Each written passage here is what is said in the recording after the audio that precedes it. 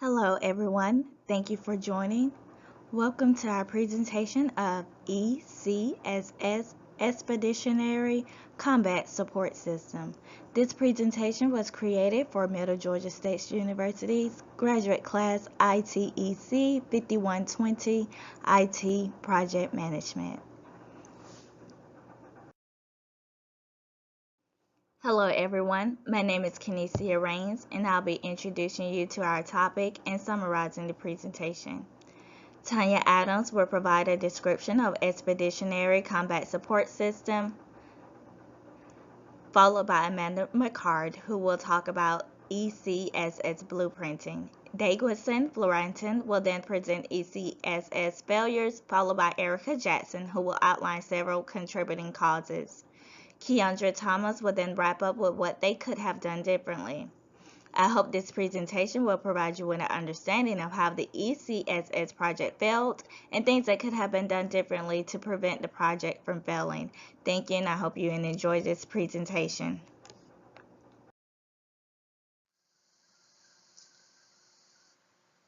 My name is Tanya Adams, and I will be defining Expeditionary Combat Support System.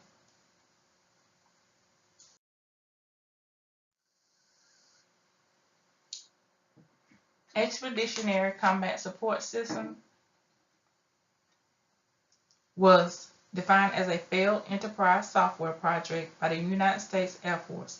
The project was thought to have been the most significant change in Air Force support and support concepts since the inception of the Air Force in 1947.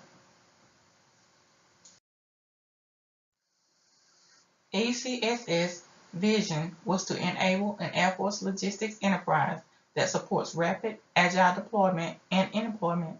Its mission was to improve warfighter capabilities by transforming the full range of Air Force logistics, business processes, and related IT support. Its strategy was to deliver a commercial, off-the-shelf COTS capability integrated with redesigned processes. The ECSS was established through two separate contracts. The first was the Oracle Corporation, which was to supply the COTS software. The second was the Computer Sciences Corporation, which was to integrate the COTS software into an existing Air Force infrastructure. ECSS was an Oracle-based ERP system that was to replace legacy systems and standard logistic processes from end to end to facilitate the flow of information and provide opportunities for savings and improved efficiency.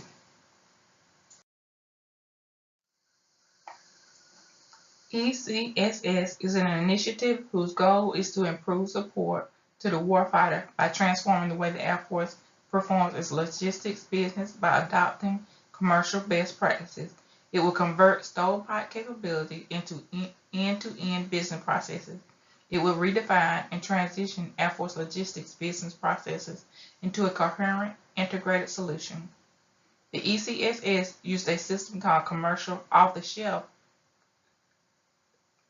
These systems are manufactured commercially and tailored for specific uses. Commercial off-the-shelf are more often used in computer and robotic systems. They are in contrast to those produced entirely and uniquely for a specific application.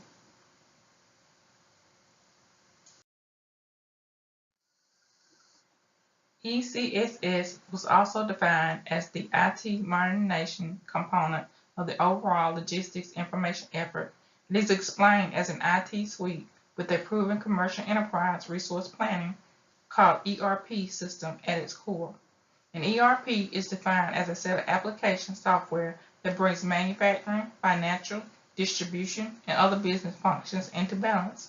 It integrates all departments and functions across an enterprise into a single computing system that can serve all unique departmental needs.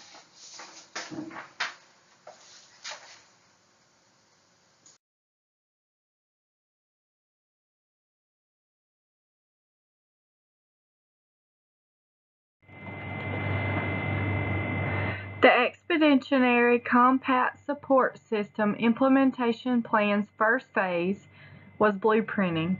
Blueprinting is defined as the creation of an overall business process description that defines how functions and capabilities provided by commercial off-the-shelf software products and systems will be used to support organization and business needs. This phase comprises of the logistics processes of the Air Force as it is currently and how to improve them to take advantage of the best practices of the business. It considers the software capabilities and how it is configured to best support the newly mapped processes. In 2003, the cost for Air Force logistics exceeded $27.5 billion. Therefore, operating costs were reduced due to the Secretary of Defense charged all military services to optimize warfighter support. Due to those actions, the ELOG 21 was developed. The ECSS was one of the initiatives of the ELOG 21 campaign. It was part of a new software, which is the Enterprise Resource Planning, or ERP system, that optimizes business processes with a new set of design processes at the enterprise level. In the Department of Defense, the largest ERP implementation was the ECSS. ELOG 21 success requires the ECSS as a critical component. The ECSS will combine more than 250 logistical systems into one integrated commercial off-the-shelf system when it is fully integrated. The goal of the system was to increase equipment availability by 20% and reduce operation costs along with support costs by 10%.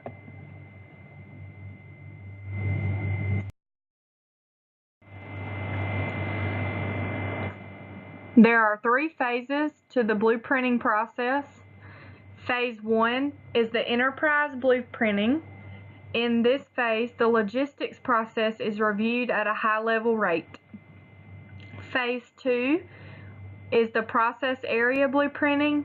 This phase expounds upon the results of Phase 1 into each process area by giving more detail.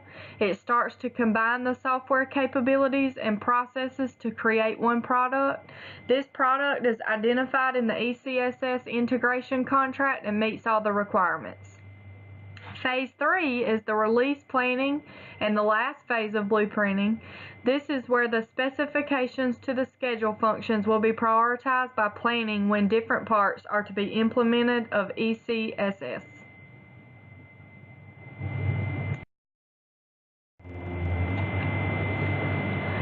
The ECSS program was created to progress in 2 phases. The first phase was to procure the appropriate software with commercial configuration. The second phase was to integrate the software with the Air Force's existing infrastructure to create the desired unified logistics management system. The Air Force ran into major delays and the cost exceeds the procurement for both phases, and the system failed because it did not adhere to the guidelines.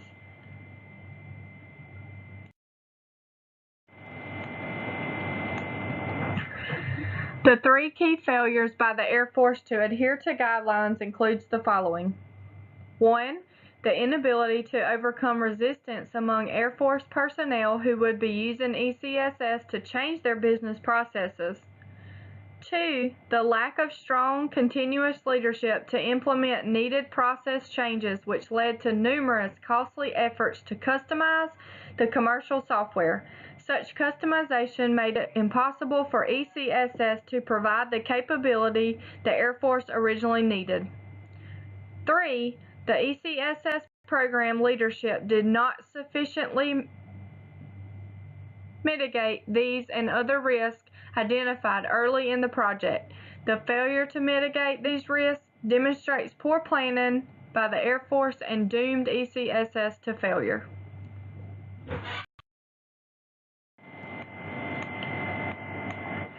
Change management is the process of aligning an organization's people and culture with changes in business strategy, organizational structure, and systems.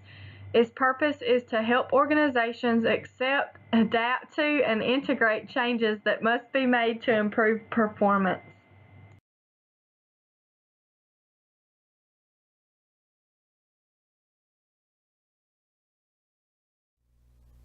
Hi there, this is Dagenson from Group 6, and I'm going to talk about how ECSS failed in the Air Force. Congress, they wanted the military to be run like a business. So they saw how successful companies like Kodak and Taco Bell were in the 90s. So they wanted the military to use the same business process those companies were using. So they asked that the Air Force use something called BPR guidelines when they are creating a new system. BPR stands for Business Process Reengineering. Basically it's a technique that's designed to guide companies um, when they're making significant changes. Like a change that will make them more efficient. So Congress basically wanted to change the way things were done in the Air Force. The method they were using, workflow, jobs, definitions. So they wanted to start from scratch. And because they were starting from scratch, the Air Force was resistant to learn new ways of doing things. So there was a culture of failure to change there. According to BPR guidelines, people have to be willing to change, to change their behavior, their work culture, in order for the company to basically reap the benefits of BPR implementation. So they've been doing things a certain way for years. So they did not take into account that sudden change could be a factor. So because of that, there wasn't a lot of support for the project within the Air Force. But by the time they've realized it was just simply too late. The damage had already been done. The subcommittee that was investigating the reasons ECAS failed found that there was a lack of leadership in the Air Force when it comes to implementing ECSS. There was no one that had the authority to bring about change, and even if there was somebody there, they weren't there for long. There was this continuous change of key personnel. There were 6 different project managers and 5 different executive officers in 8 years of the project. So that's just too much turnover.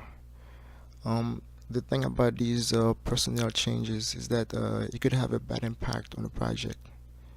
So you have these gaps in communications between managers and key personnel. So that caused a lot of delays, and more delays mean that more money was needed to complete the project. One of the main things I've learned in this course is to make sure that everybody's involved in defining and identifying the key requirements in the project.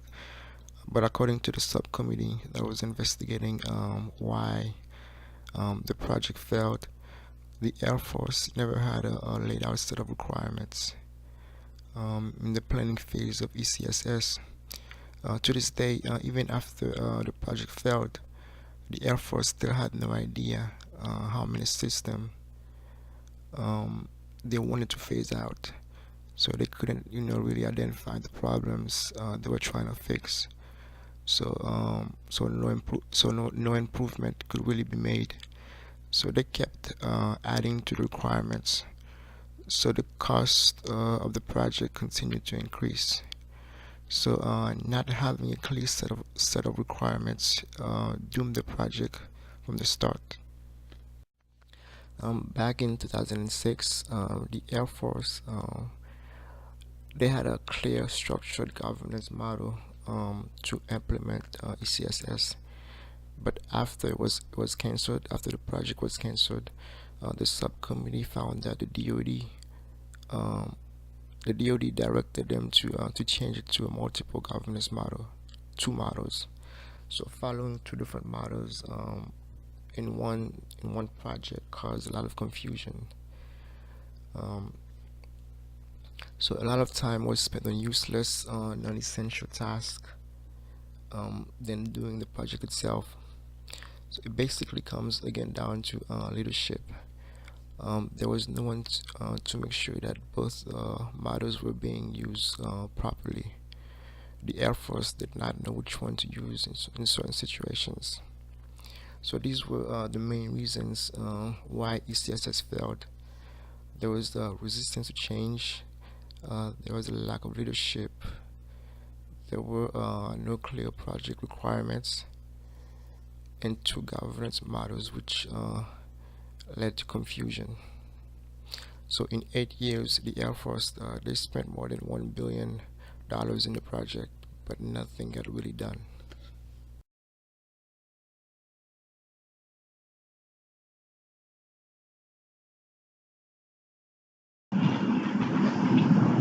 Hello, everyone.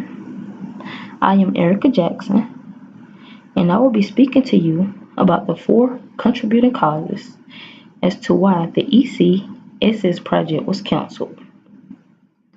The four contributing causes are governance, tactics, techniques, and procedures, difficulty of change, and personnel and organizational churn. When it comes to governance, there was a great amount of confusion and ineffectual structure that was given throughout the entire time of the program. This tells us that throughout the life of the program, there were unprepared plans in place. There was tons of miscommunication. There was just poor governance all around. They lacked leadership guidance, and this was one of the main problems that existed throughout the entire project. Many of these things led to a lot of frustration and delays. There were inappropriate techniques, and procedures.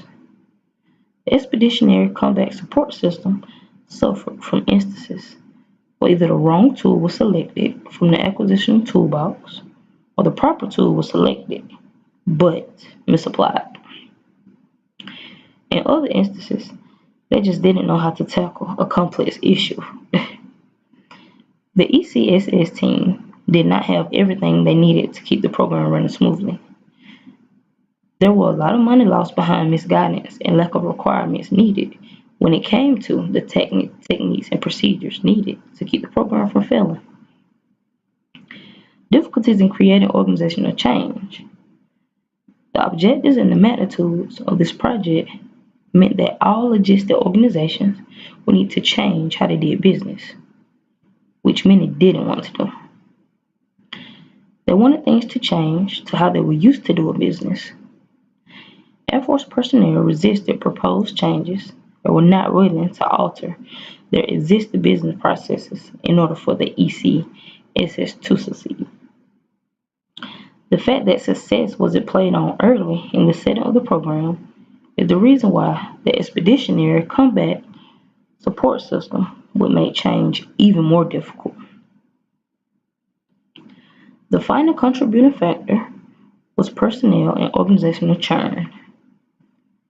The ECSS program experienced 6-month manager changes in 8 years, 5 program executive officers in 6 years, 10 different organizational constructs.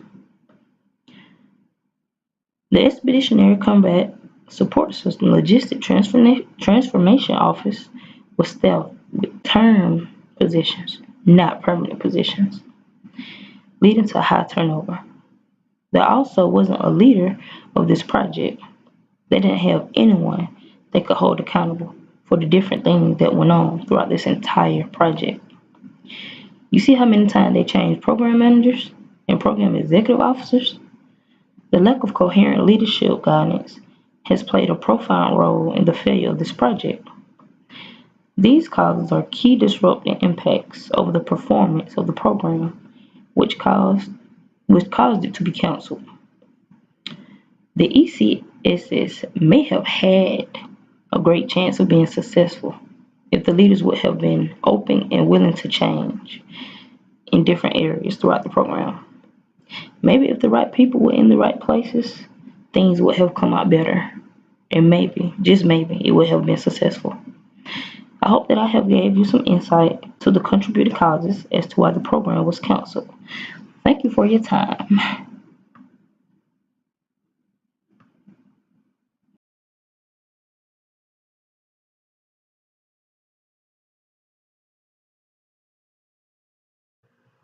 Hey, you guys, my name is Keandra Thomas, and I have the opportunity to talk to you about what could have been done differently for the expeditionary combat support system to be successful.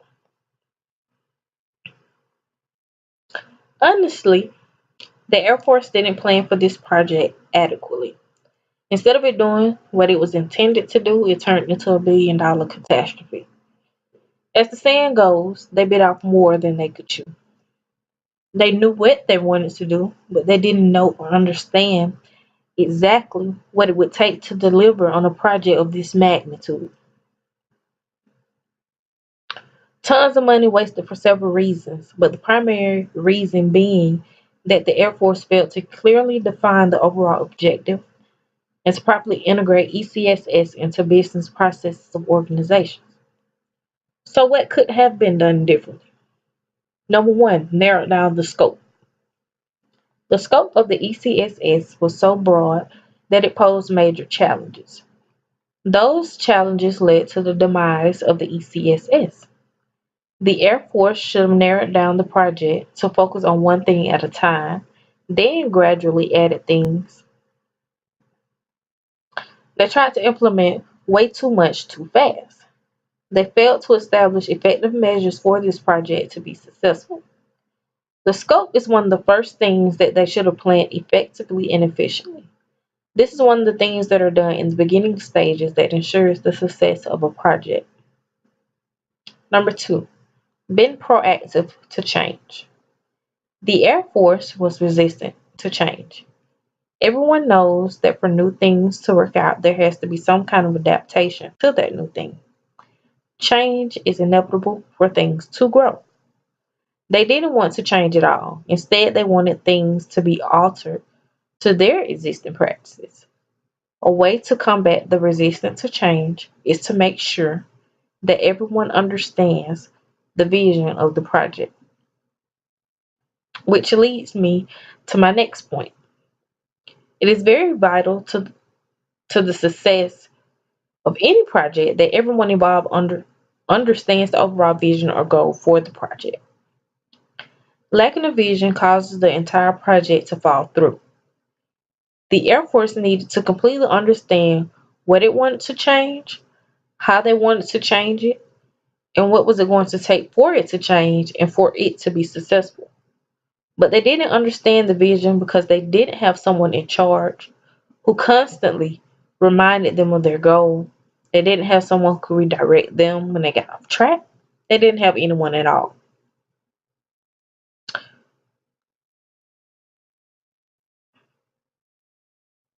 Which leads me to number four, having an accountable leader. Projects of such magnitude require an authority figure who can lead, not just manage. They need someone who can motivate and inspire everyone who is involved. There should have been some kind of guidance and coordination put in place. No one was responsible making sure nothing was ran right. How could they expect for the project to be successful if there was no one in charge for the people involved to report to, no one in charge to tell people what to do, just a lack of leadership all around? That demonstrates poor organizational structure from the jump. So they should have had a leader. Not having these things done correctly shows that the project was flawed from conception. A lot of the underlying issues that affected the project were in the pre planning phase. These are just some of the main things that could have been done differently in order for the project to be successful. Thank you. In summary, the ECSS Expeditionary Combat Support System was a failed enterprise software project by the United States Air Force. The project was thought to have been the most significant change in Air Force support and support concepts since the inception of the Air Force in 1947. The ECSS blueprinting was thought out in two phases. The first phase was to procure the appropriate software with commercial configuration, and the second phase was to integrate that software with the Air Force's existing infrastructure to create the desired unified logistics management system. In addition, the failures within the ECSS project was implementing BPR guidelines, cultural failure to change, lack of governance, disregard for acquisition best practices, and multiple governance structures, as well as contributing causes such as governance tactics, techniques, and procedures, personnel and organization structure churn. The ECSS could have done differently by defining the overall objectives and to properly integrate ECSS into the business processes of organizations, narrowing down the scope, having an accountable leader, being proactive to change, and fully understanding the vision of ECSS. If the ECSS project have taken on some of these governance structures and defining their overall objectives, this project probably could have saved tons of money and possibly succeeded. Thank you. We hope you all enjoyed this presentation on ECSS, and we hope that you find this to be very informative on how you can save your projects from failing. Have a great day.